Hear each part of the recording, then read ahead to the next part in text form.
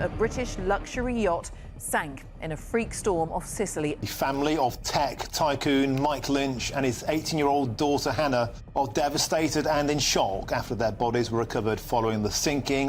What happened to the Bayesian, the super yacht which was supposedly unsinkable? Well, this whole story is very strange. Just over a week ago, a $40 million super yacht called the Bayesian sank after being hit by freak weather just off the coast of Sicily. All the other boats in the area were fine. 7 of the 22 people on board drowned, including Britain's biggest tech tycoon, Mike Lynch, and his 18-year-old daughter, Hannah. Just a few hours after the yacht sank, Mr. Lynch's co-defendant in a recent fraud trial died in Britain after being hit by a car. No one is officially linking the deaths, but online speculation is rife.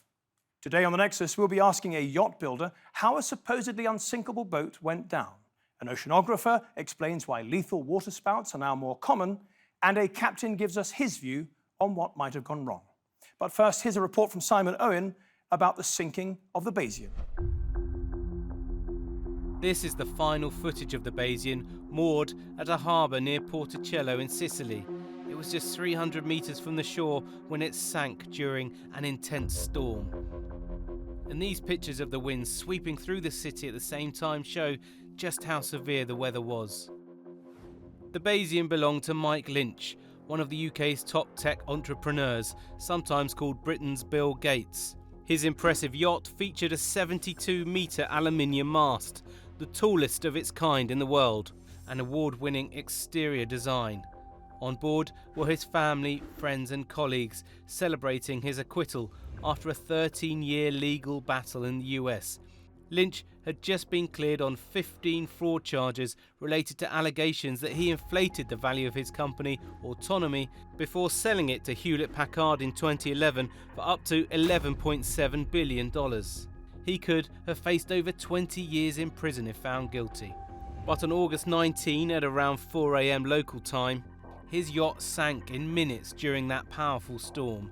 Most passengers and crew were believed to still be in their cabins. It was 15 minutes after it went under before eyewitnesses saw a red flare in the sky.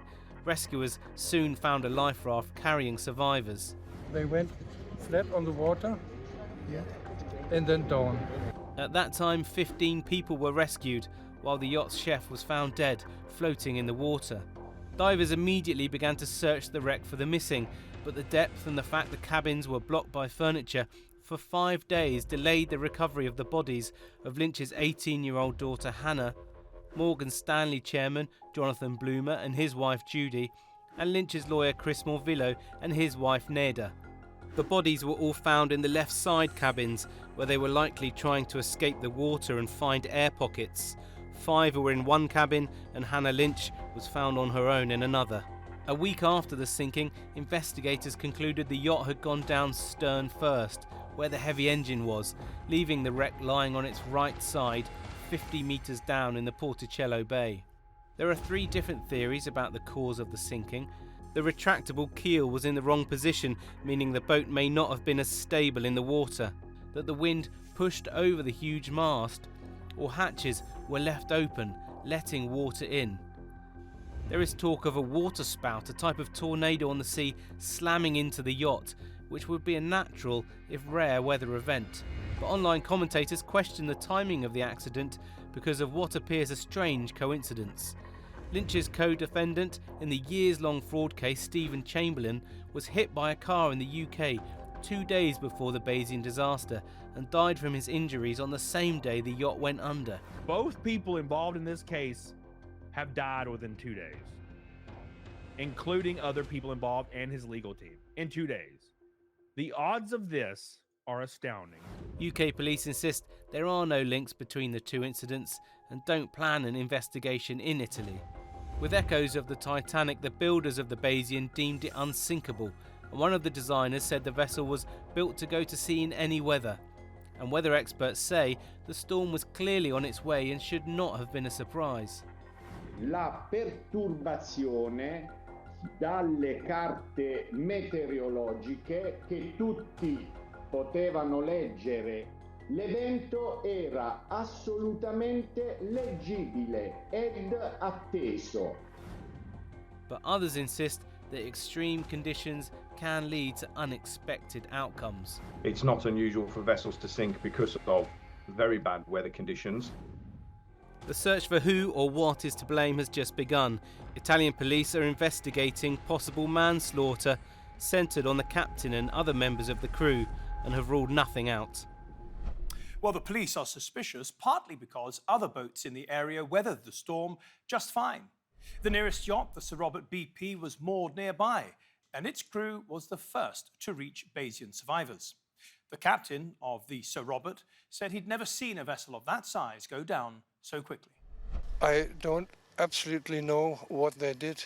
I only know that they went flat with the mast on the water and that they sank in 2 minutes. What I read is that there are every now and then these kind of storms here in this area, but I think it has also to do with the way too warm water temperature. The water is since weeks more than 30 degrees, which is way too hot for the Mediterranean, and this causes for sure heavy storms. So what is the role of a captain and indeed the crew during an emergency at sea? We asked Skip Novak, a very experienced sailor who's participated in several round-the-world yacht races. Well, I mean, the captain's responsible for the vessel and everything that it does, and the manner and how they set it up and the protocols and everything. So, yeah, yet to be determined until all this inquiry comes out about what the state of play was at the time when this, extraordinarily weather incident happened. Was there a deck watch? All the things that have been asked in the news lately. Was there a deck watch? Was the keel up or down?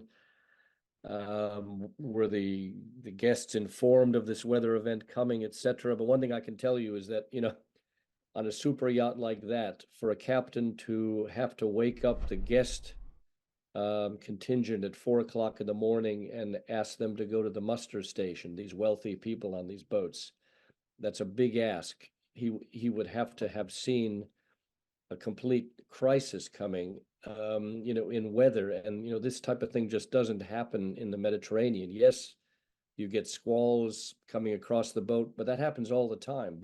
Boats are at anchor all over the place and a squall comes and goes across the deck and nobody gets woken up for that type of thing.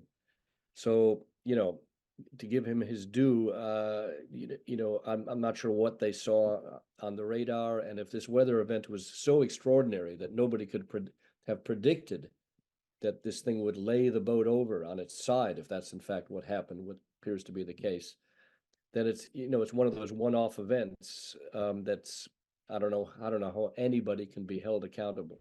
I think, when they interview all the captain and the crew, all their stories, well, there's 7 or 8 of them, will have to jibe to a great extent, basically on how the boat was set up at anchor, who was on watch, etc. All those things that are sort of basic. Most of those boats would have a deck watch because of not only weather events, but these boats are all very security conscious. There's always the risk of people coming on board, terrorism, theft, all sorts of things. So it's usually the standard practice is to have somebody on the bridge, probably with, in the case of bad weather on the horizon or, looking dodgy, they'd have the radar going, watching, because you see a squall on a radar. So, yeah, so until we actually, know the answers to these questions, it's very difficult to make any judgment about anybody, I think. Well, the next job for investigators will be to salvage the wreck of the Bayesian yacht from the seabed. Although they have said this will take some time, as some 18,000 litres of fuel must be removed from its tank first. Bertrand Sciboz, a diving salvage expert who has taken part in extremely difficult missions to retrieve bodies from shipwrecks, told us about the challenges facing a salvage operation in deep water. At this moment, I'm sure there will be some big companies who are working on the best way to salvage the wreck. And because this wreck's got to be salvaged, for due of International Convention of the Sea and Shipwrecks, from Montego Bay and Nairobi, signed by Italy and England as well. And so the wreck will have to be salvaged also for the investigation. So it's going to be a long job because they will need to salvage this in one part and not break everything to keep everything okay for the surveyors and the authorities. The big problem will be the mast, because nobody can imagine that the vessel is down at 50 meters, but if we put it right on his keel, it will be 30 meters up the surface. I mean, the mast will be 30 meters up the surface. So I think it will be a big problem to salvage it in one part with his mast. So I suppose they will cut the mast before. But then there was quite a few ways to salvage such a wreck. And I suppose, I think they will take a barge because it is a safer way to keep everything intact for the investigation. Okay, let's bring in our two guests. And today we are joined by Jean-Baptiste Souppez, who is a yacht design expert, and by Simon Boxall, an oceanographer from the University of Southampton. Welcome to the program, both of you. Simon Boxall, let's just start, if I may, with the cause of this tragedy.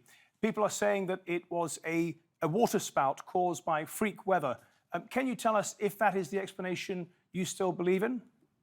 There's no doubt about it. There was an intense period of wind and heavy rain. It could have been a downburst, it could have been a waterspout. They're both associated with a very, very intensive thunderstorm. And they're driven by the very warm waters we're getting around Sicily at the moment. The waters at the moment, when I checked, were about 3.5 degrees warmer than they should be this time of year. And that fuels these sort of really strong weather cells. Now, these are very short, very intense.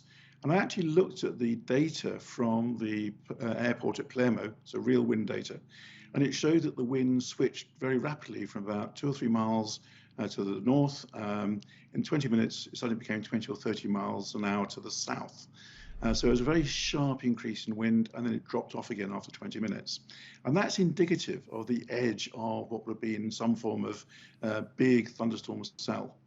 And once it hits land, it would have sort of dissipated itself as well. So very difficult to predict, but when they do come, they can be intensive, particularly in this area. And they can generate waterspouts. There's no doubt about that. Jean-Baptiste, you're still happy with that explanation? Yes, I think we know the vessel experienced some very strong winds beyond what would have been forecasted. We also know we're looking with very localized weather phenomenon. So we know that freak weather essentially was a part into the tragedy that unfolded. Would it be possible, Jean-Baptiste, for the vessel to have detected this sort of freak weather event about to happen? Would it have been possible for the captain to have predicted it from the weather forecast or any other means? They're very difficult to predict with any degree of accuracy, but we knew there were storm warnings in the area. So even without being able to predict such an event, we would expect certain safety measures to be taken in preparation for bad weather. Simon Boxall, same question. It's a difficult one because if you look at the forecast, you know, what's coming to light at the moment is there was a storm warning, but it was for a 6/7 storm. That's moderate. For a vessel this size, it shouldn't cause a problem. And I've worked at sea for many years, 6 or 7. I'd be annoyed because it would stop me working as an oceanographer for a while, but I wouldn't be concerned about my vessel's safety particularly. And the other problem is it's nighttime. And if you work at sea at night, you're very aware that you don't see things coming. You know, in the daytime, you would see the storm approaching and you'd have time to do something about it as it comes from the horizon. At nighttime, particularly with little moon, it's difficult to see what's coming, and it would have hit very suddenly and without any warning. Jean-Baptiste, as we've heard, neighbouring vessels that were moored quite close to the Bayesian were fine. Why do you think that is? There's a few theories at the moment, some that might relate to how localized the weather was. We also know that the Bayesian is one of the tallest masts in the world, and that would offer a lot of windage, a lot of surface area for the wind to essentially rotate the vessel and lean it on its side. So it's one of the potential causes of the vessel taking on water. What's been quite interesting is that since the bodies have been retrieved and the investigation has shared a little bit more of the detail, we now know that the vessel actually sank from the stern, so the very rear end of the vessel. Now, at that end, there is a platform that opens to get guests and toys into the sea. And that would be very close to the waterline. So that could be a potential flaw, potential human error if that had been left open. We also know that the vessel has a lifting keel. And at the time of the incident, the keel was in its up position, meaning that the vessel had less stability than it could have had it been lowered. Simon, why do you think it is that other boats in the area were fine, but the Bayesian sank? I think it's mainly the Bayesian's huge dimensions. As has been mentioned, it's got the tallest, or second tallest mast in the world, I think it is. And the cross section on that is huge. I've actually seen it when it was on sort of dry land to be fitted. And it's to give you an idea of the size of the thing, you can actually walk up the middle of the mast. I don't mean crawl up, I mean literally sort of in its cross section, walk up the middle. And that gives you some idea of the size of this thing. Now, at anchor, you probably wouldn't worry too much about the keel, because the keel's there for when you're sailing. It's a counterbalance to stop the boat tipping over when the sails are up, huge sails, and also as a sort of a balance to stop it going sideways. So you wouldn't always expect the keel to be down. And we know that they had been sort of cruising around some of the small local islands to the north of Sicily, shallower water. This keel draws 10 meters, which is huge. And so chances are it was up for that. And again, it comes back to the fact that, we will find out, I think, when the inquiry goes ahead as to what condition the boat was in when it sank. But obviously, there were a series of things that caused the boat to sink. You've been out on the sea and you've taken physical measurements in the field, so to speak. Is it possible, forgive my ignorance here, that a waterspout or a downburst could have been so small and compact that it only affected the Bayesian? No, it affected other vessels in the area.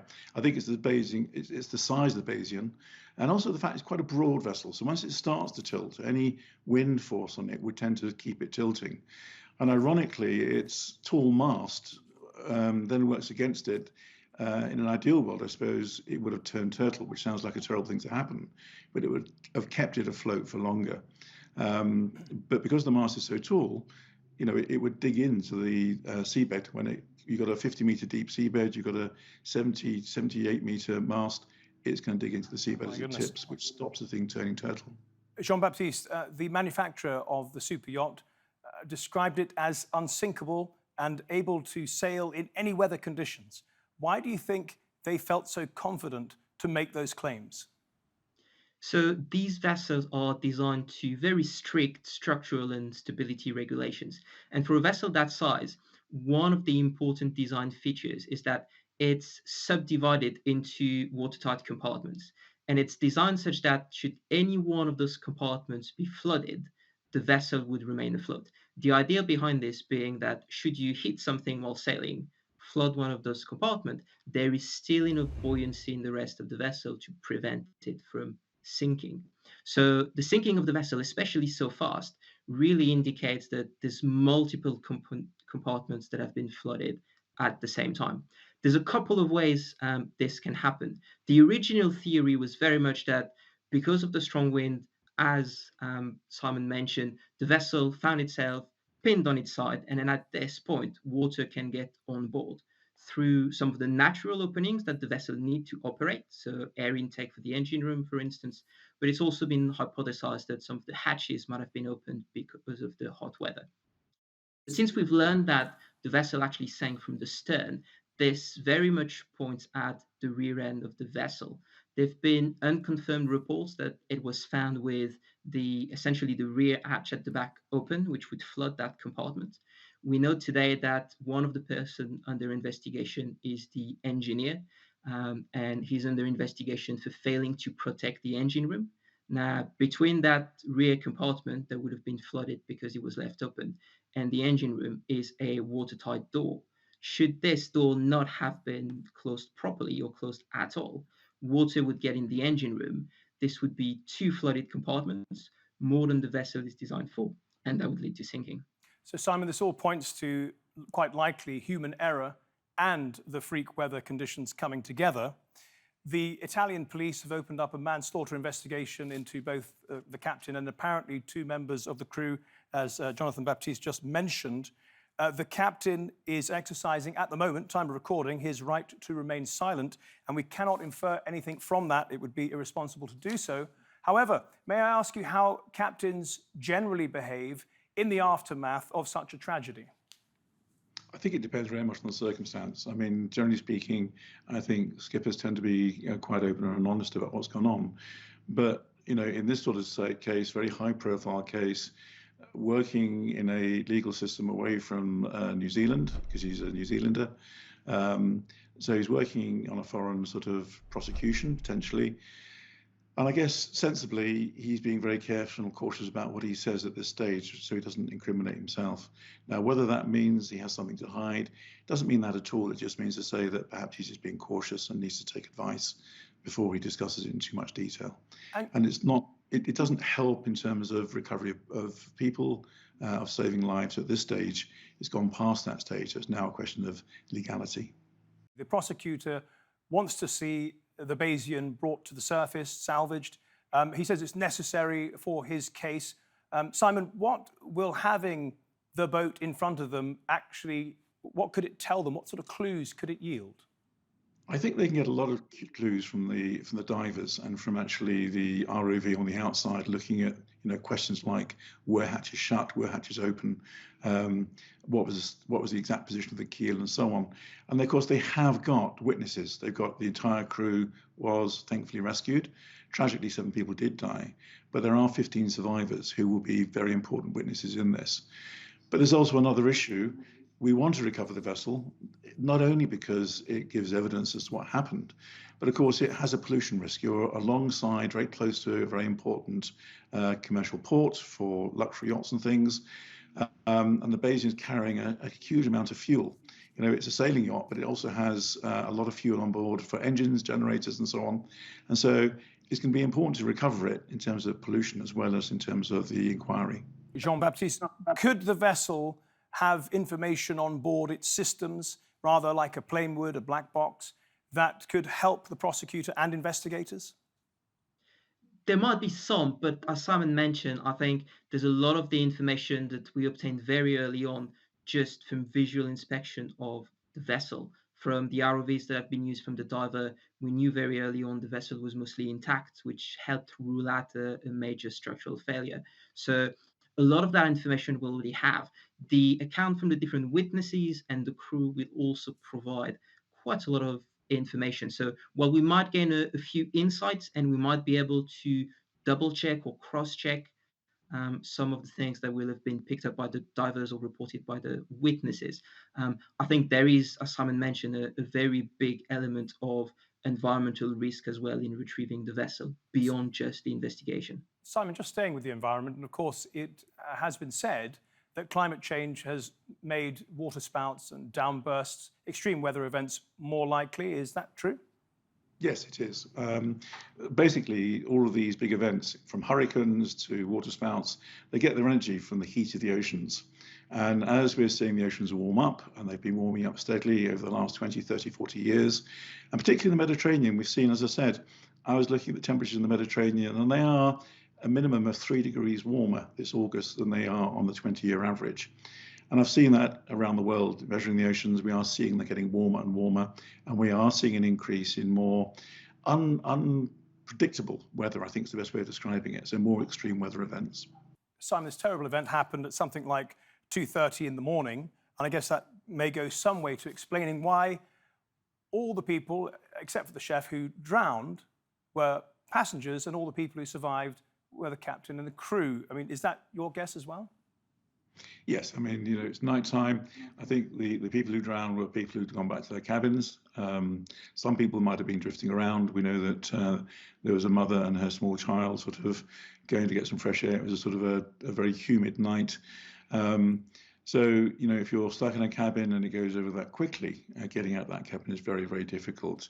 And although the manufacturer said the skipper should have had everyone lined up with their life jackets on because of the storm warning, if we got every single person out of their bunks every time there was a force 6, force 7 storm warning at sea, then no one would ever get any sleep at all. So I think it was just unlucky, the timing of this particular incident. Jean-Baptiste, are the crew's quarters higher up, closer to the deck, or? So with the vessel sinking by the stern, there's actually something quite interesting which might help us explain why the crew made it out and not all the guests.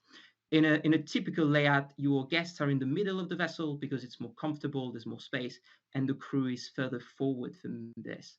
And to get out of these particular compartment that are on the same lower deck, there's no sort of distance difference. But what happens when a vessel sinks by the stern is that your guests now face an uphill battle to get to the stairs that will take them to the deck above. And being guest compartments, they're obviously a lot more open, there's a lot more room, and what that means is that that uphill battle now has to take place with very little for you to hang on to. If you compare that with the crew, the stairs to get out of the crew quarters is actually at the rear of that compartment, which would have been downhill in the case of the vessel sinking by the stern.